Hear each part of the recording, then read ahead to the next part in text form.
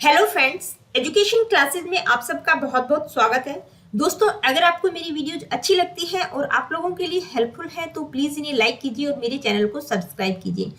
और आज की इस वीडियो में हम पढ़ेंगे सोशल लर्निंग थ्योरी जो दी गई है एल्बर्ट बंडूरा के द्वारा। देखिए, लर्निंग की बहुत ही इंपॉर्टेंट थ्योरीज है। आज के इस लेक्चर को मैं स्टार्ट करूं उससे पहले मैं आप लोगों को बताना चाहूंगी कि अभी तक हम लर्निंग्स में कौन कौन से टॉपिक्स कवर कर चुके हैं। तो देखिए, लर्निंग से रिलेटेड सिर्फ और सिर्फ अधिगम से रिलेटेड ये 15 वीडियोस मैं अभी तक बना चुकी हूँ और आज का हमारा टॉपिक है social learning theory by Albert Bandura. तो आइए स्टार्ट करते हैं आज की इस वीडियो को, social learning theory by Albert Bandura. देखिए, इस थ्योरी को स्टार्ट करूं उससे पहले हमें पता होना चाहिए कि एल्बर्ट बंडूरा कौन थे, उनका बायोग्राफिकल बैकग्राउंड क्या है। देखिए, एल्बर्ट बंडूरा का जन्म कनाडा के अल्बर्टा सिटी में 1925 में हुआ था। उसके बाद उन्होंने अपनी बैचलर डिग्री साइकोलॉजी में कंप्लीट की थी ब्रिटिश कोलंबिया यूनिवर्सिटी से 1949 में। उसके बाद वो लोवा यूनिवर्सिटी चले गए थे जहां से उन्होंने अपनी पीएचडी कंप्लीट की थी 1952 में। और उन्होंने जो रिसर्च कार्य किया है और कुछ समय के लिए उन्होंने टीच किया था, यानी कि कुछ समय के लिए उन्होंने पढ़ाया था और रिसर्च कार्य जो किया था वो किया था उन्होंने स्टैनफोर्ड यूनिवर्सिटी में। इसके बाद वो अमेरिकन साइकोलॉजिकल एसोसिएशन के प्रेसिडेंट चुने गए थे 1974 में। और जो एल्बर्ट बंडूरा है वो अपने सोशल लर्निंग पर जो उन्होंने रिसर्च कार्य किया है उसके लिए वो बहुत ज़्यादा फेमस हैं।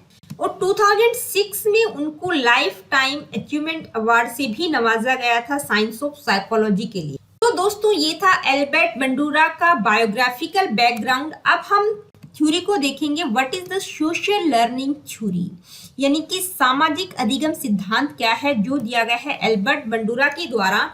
तो सबसे पहले मैं आप लोगों को बता दूं कि जो ये सोशल लर्निंग थ्योरी है इसकी शुरुआत कहाँ से होती है। देखिए, सबसे पहले 20th सेंचुरी यानी कि 20वीं शताब्दी के आसपास जो बिहेवियरिज्म, देखिए हम बिहेवियरिज्म से रिलेटेड काफ़ी थ्योरीज हम कर चुके हैं जिसमें हमने classical conditioning, trial and error theory, operant conditioning theory को भी डिस्कस किया है। तो ये सारी थ्योरी बिहेवियरिज्म से रिलेटेड है। तो उस टाइम बिहेवियरिज्म का बहुत ज्यादा बोलबाला था, यानी कि एक डोमिनेंट फोर्स के रूप में उसको देखा जा रहा था। तो बिहेवियरिज्म में जो है फोकस किस चीज पर किया गया था, बिहेवियरिज्म कहता है कि जो लर्निंग है वो डायरेक्ट एक्सपीरियंसेस, इन्वायरमेंट के साथ जो डायरेक्ट एक्सपीरियंसेस होते हैं उनके द्वारा होती है। यानी कि उन्होंने एसआर, स्टिमुलस और रिस्पॉन्स पर बहुत ज्यादा फोकस किया था। इसके साथ उन्होंने रीइंफोर्समेंट और पनिशमेंट, कंडीशनिंग की बात एक तरह से उन्होंने की है, यानी कि एक स्टिमुलस होता है उसके प्रति किस प्रकार की प्रतिक्रियाएं आती, किस प्रकार का रिस्पॉन्स आता है, उस चीज पर उन्होंने बहुत ज्यादा फोकस किया है। और उन्होंने कहा कि जितनी भी तरह की लर्निंग है वो स्टिमुलस और रिस्पॉन्स के एसोसिएशन से होती है। तो बिहेवियरिस्ट मॉडल में क्या होता है कि एक स्टिमुलस होता है और उसके प्रति कोई प्रतिक्रिया की जाती है और उसी के द्वारा पूरी लर्निंग होती है। बीच में जो कुछ मेंटल प्रोसेसिंग है उसको उन्होंने ब्लैक बॉक्स का नाम दिया है जिसको कि स्टडी नहीं किया जा सकता।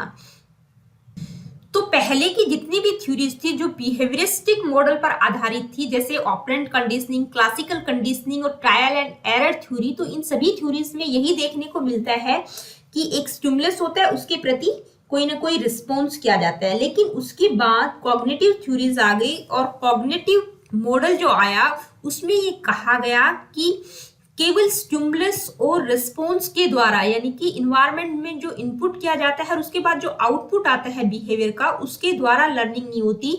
तो बिहेवियरिस्ट मॉडल में जो कहा गया था कि जो ब्लैक बॉक्स है, जो कुछ मेंटल प्रोसेस है उसको स्टडी नहीं किया जा सकता।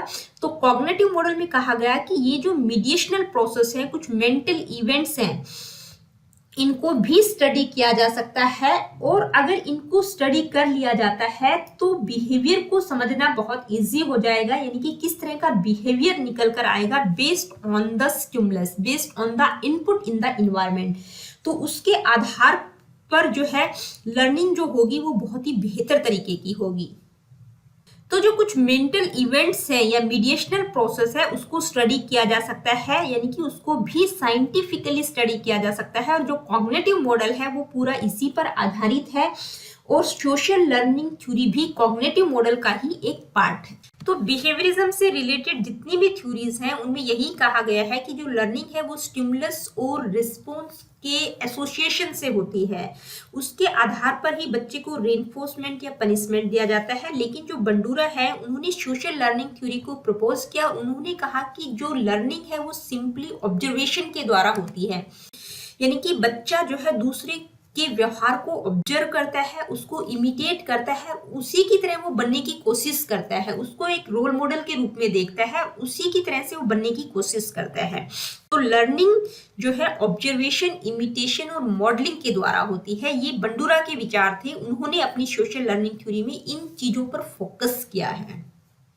तो बंडूरा ने कहा कि जो लर्निंग है वो सोशल कॉन्टेक्स्ट जो होती है, यानी कि समाज के द्वारा व्यक्ति कुछ ना कुछ सीखता रहता है, लोगों को ऑब्जर्व करता है, उनको इमिटेट करता है, उन्हीं की तरह बनने की कोशिश करता है। तो सोशल कॉन्टेक्स्ट के द्वारा बच्चे की लर्निंग होती है।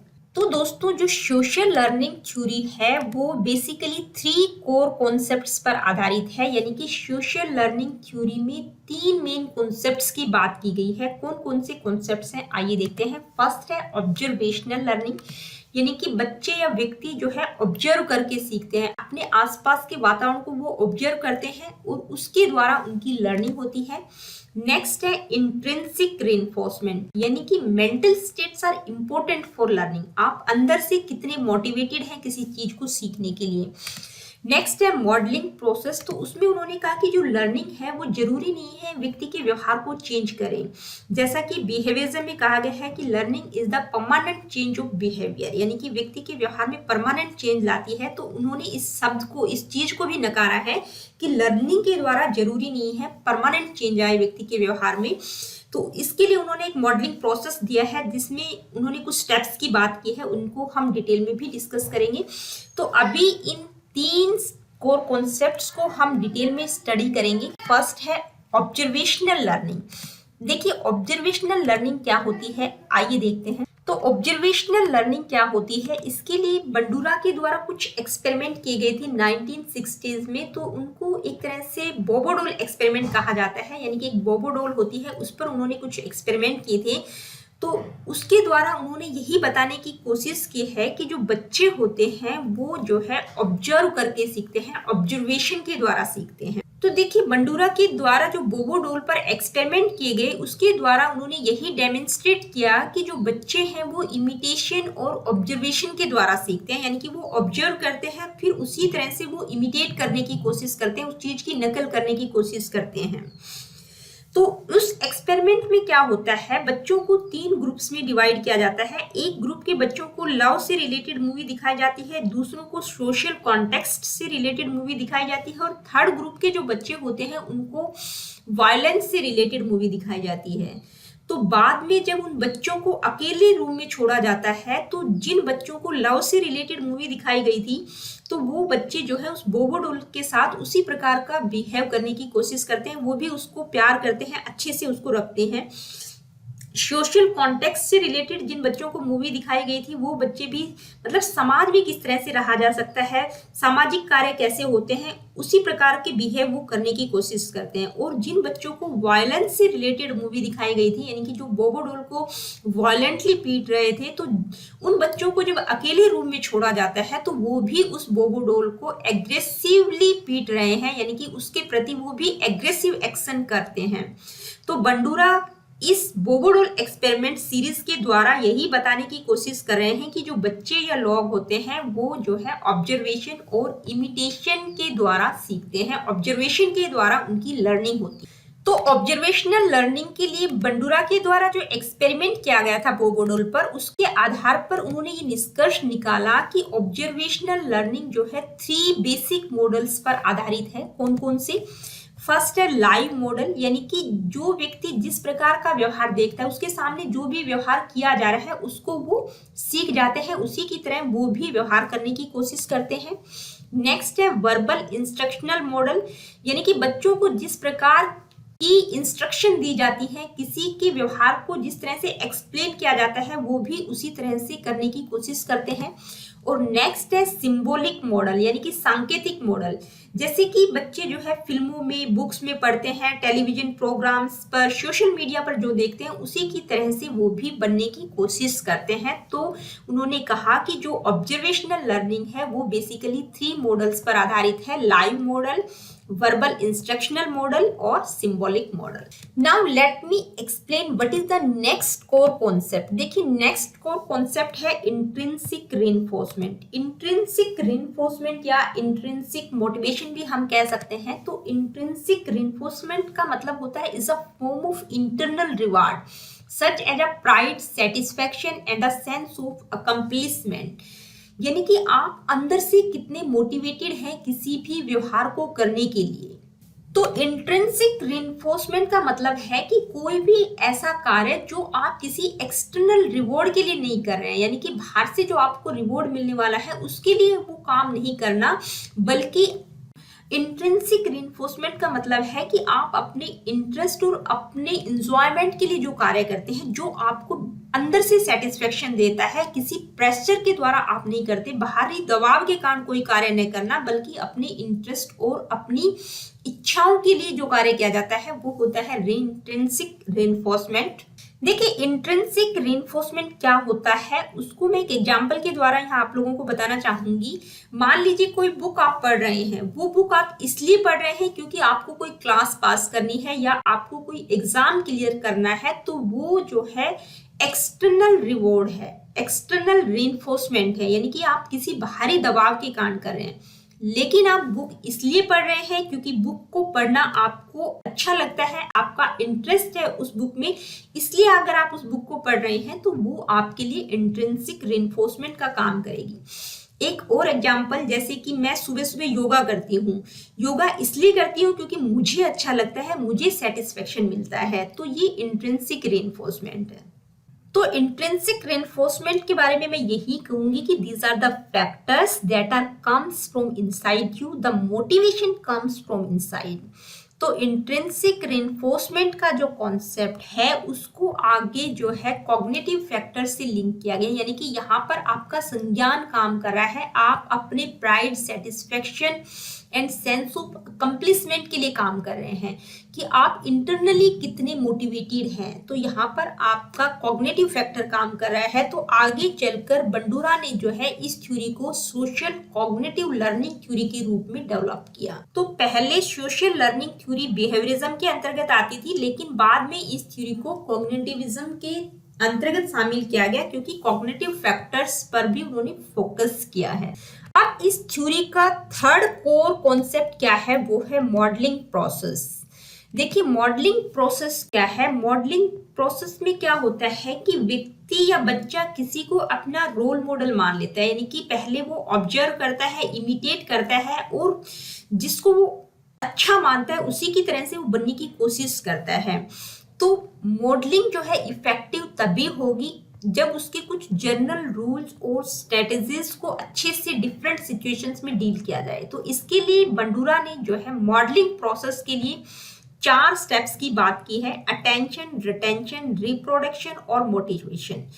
देखिए इनको बंडूरा के 4 प्रिंसिपल्स भी कह सकते हैं या मॉडलिंग प्रोसेस के 4 स्टेप्स भी हम कह सकते हैं या लर्निंग के कॉजेस भी कह सकते हैं। तो देखिए इस मॉडलिंग प्रोसेस में जो 4 स्टेप्स की बात की गई है उनको हम 1 बाय 1 समझते हैं। फर्स्ट है अटेंशन। तो अटेंशन का मतलब है कि किसी भी चीज के प्रति ध्यान देना।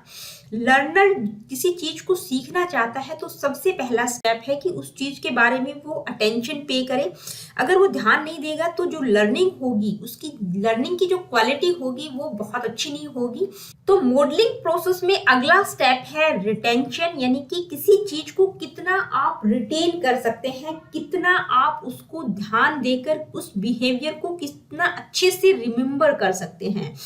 तो रिटेंशन के लिए सबसे महत्वपूर्ण बात है कि rehearsal is one way of retaining information, यानी कि आप किसी चीज की बार बार प्रैक्टिस करेंगे तो वो आपके व्यवहार में शामिल हो जाती है, वो चीज याद हो जाती है। नेक्स्ट स्टेप है रिप्रोडक्शन। देखिए, रिप्रोडक्शन का मतलब जो व्यवहार आपने ऑब्जर्व किया है, जिसके प्रति आपने ध्यान किया है, जिसको आपने रिटेन किया है, क्या आप उस व्यवहार को परफॉर्म करने के योग्य हैं कि नहीं, यानी कि उसको रिप्रोड्यूस कर पा रहे हैं कि नहीं। नेक्स्ट स्टेप है मोटिवेशन। देखिए, मोटिवेशन का मतलब है कि आपने जो व्यवहार सीखा है, जो भी आपने लर्न किया है, उसको डेमोन्स्ट्रेट, उसको दिखाने के लिए, उसको करने के लिए और आप क्या कर सकते हैं, कितने मोटिवेटेड हैं, कितने अच्छे से आप उस काम को कर सकते हैं। तो मोटिवेशन में रीइंफोर्समेंट और पनिशमेंट दो फैक्टर्स बहुत इंपॉर्टेंट हैं। तो ये जो 4 स्टेप्स हैं, अटेंशन, रिटेंशन, रिप्रोडक्शन और मोटिवेशन, इनको हम बंडूरा के 4 प्रिंसिपल्स भी कह सकते हैं, यानी कि लर्निंग के 4 प्रिंसिपल्स भी कह सकते हैं, 4 स्टेप्स भी कह सकते हैं, या मॉडलिंग प्रोसेस के 4 स्टेप्स भी कह सकते हैं। तो दोस्तों, यहाँ मैं आप लोगों को एक बात बताना चाहूंगी कि मेरी जितनी भी वीडियोस हैं, यानी कि अभी रिसेंटली मैंने जितनी भी वीडियोस अपलोड की हैं, उनमें जिस तरह की टेम्पलेट्स का मैं यूज कर रही हूँ, टेम्पलेट डिजाइन्स में बनाती हूँ, वो मेरा छोटा सा बेटा है 4th क्लास में, वो मेरे को बनाकर देता है और वो ये कहता है कि मम्मा आप अपनी वीडियोस में जरूर बताइएगा कि ये टेम्पलेट डिजाइन मैंने बनाया है। अगर आप लोगों को उसके ये टेम्पलेट डिजाइन अच्छे लगते हैं तो मुझे कमेंट बॉक्स में लिखकर जरूर बताइएगा। तो दोस्तों, ये सोशल लर्निंग थ्योरी जो है 3 कोर कॉन्सेप्ट्स पर आधारित है, ऑब्जर्वेशन, इंट्रिंसिक रीइंफोर्समेंट और थर्ड है मॉडलिंग प्रोसेस। इन 3 कोर कॉन्सेप्ट्स पर आधारित है। इसके अलावा बंडूरा ने जो है रेसिप्रोकल डिटर्मिनिज्म और विकेरियस लर्निंग की भी बात की है। तो रेसिप्रोकल डिटर्मिनिज्म क्या होता है उसको हम समझते हैं। रेसिप्रोकल डिटर्मिनिज्म जो है इस थ्योरी का कोर कॉन्सेप्ट है। तो रेसिप्रोकल डिटर्मिनिज्म जो है 3 फैक्टर्स पर आधारित है। उसमें 3 फैक्टर्स होते हैं। बंडूरा कहते हैं कि जो ह्यूमन बिहेवियर है, यानी कि व्यक्ति का जो व्यवहार है, वो इन 3 फैक्टर्स पर आधारित होता है। एक है पर्सनल या कॉग्निटिव फैक्टर, दूसरा है इन्वायरमेंटल फैक्टर और थर्ड है बिहेवियरल फैक्टर्स। और ये तीनों ही फैक्टर्स एक दूसरे को प्रभावित करते हैं, यानी कि पर्सनल फैक्टर्स इन्वायरमेंटल फैक्टर्स को प्रभावित करते हैं, इन्वायरमेंटल फैक्टर्स बिहेवियरल फैक्टर्स को प्रभावित करते हैं और बिहेवियरल फैक्टर्स पर्सनल फैक्टर्स को प्रभावित करते हैं। इसलिए इस मॉडल को जो है उन्होंने रेसिप्रोकल डिटर्मिनिज्म का नाम दिया है। तो पर्सनल या कॉग्निटिव फैक्टर्स क्या होते हैं, जिसमें आपकी नॉलेज, आपकी एक्सपेक्टेशंस, आपकी ट्रेड्स, आपकी करैक्टरिस्टिक्स, एटीट्यूड्स आता है। इन्वायरमेंटल फैक्टर्स में आप किस तरह की कम्युनिटी, किस तरह की इन्वायरमेंट में रह रहे हैं, सोशल नॉर्म्स वहाँ के क्या है, क्या वो इन्वायरमेंट आपको चेंज करने की एबिलिटी रखता है, किस तरह से इन्वायरमेंट आपको इन्फ्लुएंस करता है। और बिहेवियरल फैक्टर्स में आपकी स्किल्स, आपकी सेल्फ एफिकेसी और प्रैक्टिस, यानी कि आपके अंदर कितनी कैपेसिटी है किसी काम को करने की, उसको कहते हैं सेल्फ एफिकेसी। तो इसमें जो है स्किल्स, प्रैक्टिस और सेल्फ एफिकेसी आती है। तो इस मॉडल को उन्होंने जो है रेसिप्रोकल डिटर्मिनिज्म का नाम दिया है, यानी कि ह्यूमन बिहेवियर इन 3 फैक्टर्स से डिटरमाइन होता है। ये बात जो है बंडूरा के द्वारा कही गई है।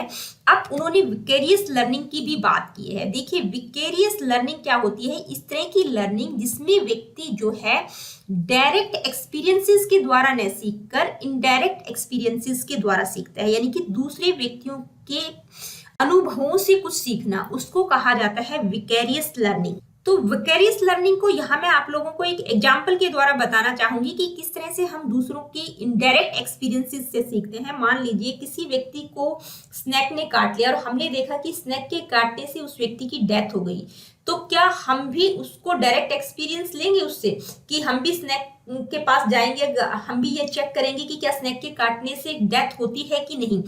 तो हम जो है दूसरों के एक्सपीरियंस से भी कुछ ना कुछ सीखते हैं। हर चीज को डायरेक्ट एक्सपीरियंस के द्वारा नहीं सीखा जाता, समाज में दूसरे लोगों के एक्सपीरियंसेस के द्वारा भी हम सीखते हैं, इनडायरेक्ट एक्सपीरियंसेस के द्वारा सीखते हैं। That is called vicarious learning. तो दोस्तों, ये थी सोशल लर्निंग थ्योरी, जिसमें बंडूरा ने बहुत सारे कॉन्सेप्ट्स दिए हैं, 3 core concept, reciprocal determinism, vicarious learning. अब हम डिस्कस करेंगे इस थ्योरी का एजुकेशनल इम्प्लीकेशन क्या है, यानी कि शिक्षा में इस थ्योरी को किस तरह से यूज किया जा सकता है। तो फर्स्ट पॉइंट क्या है, this theory can be used to teach positive behaviours to students. Teachers can use positive role models to increase desired behaviors and thus change the culture of a school. देखिए, इस theory के द्वारा हमें ये सीखने को मिलता है कि अगर बच्चों के सामने पॉजिटिव बिहेवियर किया जाए तो बच्चे भी उसी प्रकार का व्यवहार करना सीखेंगे, क्योंकि बच्चे जो है ऑब्जर्व करते हैं, इमिटेट करते हैं। Next point, other classroom strategies such as increasing children and building self-efficacy are rooted in social learning theory. देखिए, social learning theory में self efficacy यानी कि आपकी कैपेसिटी कितनी है, उसको किस तरह से बिल्डअप किया जा सकता है, उस चीज के द्वारा बच्चों को इंक्रेज किया जा सकता है अलग अलग तरह की स्ट्रेटेजीज के द्वारा। तो इसके द्वारा भी बच्चों की लर्निंग बेहतर होगी। Next point, Bandura states that learning every single thing from personal experience is hard and could be potentially dangerous. He claims that much of a person's life is rooted in social experiences, thus observing others is naturally advantageous to gaining knowledge and skills. देखिए, अभी मैंने vicarious learning जो आप लोगों को समझाई थी उसमें यही बताया था कि बंडूरा यही कहते हैं कि हर चीज का पर्सनल एक्सपीरियंस लेना बहुत मुश्किल होता है। जो बच्चा होता है वो सोशल एक्सपीरियंसेस के द्वारा बहुत कुछ सीखता है। हम हर चीज का पर्सनल एक्सपीरियंस नहीं ले सकते, दूसरों को ऑब्जर्व करके, इमिटेट करके हम बहुत ज्यादा नॉलेज गेन कर सकते हैं। तो बंडूरा ने जो है पर्सनल एक्सपीरियंसेस की बजाय सोशल एक्सपीरियंसेस पर भी फोकस किया, यानी कि इनडायरेक्ट एक्सपीरियंसेस के द्वारा भी हम बहुत कुछ सीखते हैं। ज्यादातर हमारी जो लर्निंग होती है वो सोशल एक्सपीरियंसेस के द्वारा होती है बजाय की पर्सनल एक्सपीरियंस। तो दोस्तों, ये थी सोशल लर्निंग थ्योरी जो पहले बिहेवियरिज्म के अंतर्गत आती थी, लेकिन बाद में बंडूरा ने जो है इसमें कॉग्निटिव फैक्टर्स की बात की, तो ये जो थ्योरी है कॉग्निटिविज्म के अंतर्गत आ गई। तो अगर अभी आप लोगों से पूछा जाता है कि जो बंडूरा की सोशल लर्निंग थ्योरी है वो कॉग्निटिविज्म, कंस्ट्रक्टिविज्म या बिहेवियरिज्म के अंतर्गत आती है, तो ये जो थ्योरी है ये अभी कॉग्निटिविज्म के अंतर्गत आती है। तो दोस्तों, आज की वीडियो में इतना ही। अगली वीडियो में एक नए लेक्चर के साथ आपसे फिर मुलाकात होगी।